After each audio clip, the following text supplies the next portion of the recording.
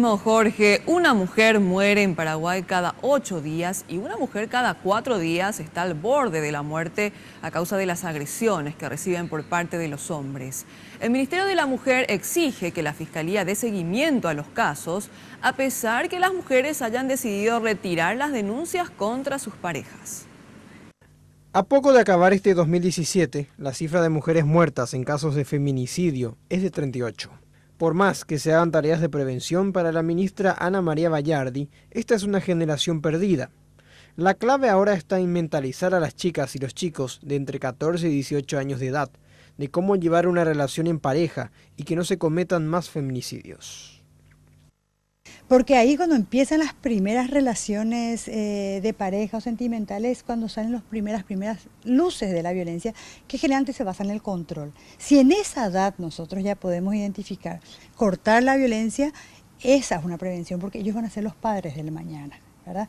Entonces a esa edad también el agresor se puede reeducar.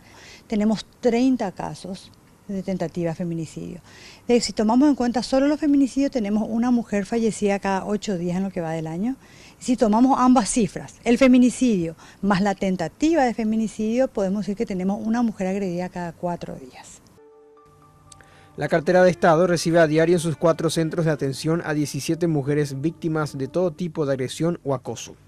Pero sigue habiendo una mayoría que retira la denuncia contra sus agresores, reavivándose el peligro de nuevos maltratos o alto riesgo de muerte.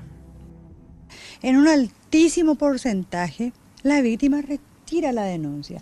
Cuando los moretones se curan, cuando él me ofrece amor eterno y que no va a volver a suceder, se tiende a perdonar y a retirar la denuncia, pero la Fiscalía tiene que dar un seguimiento y tiene que, independientemente del retiro, tiene que dar una investigación a estos casos.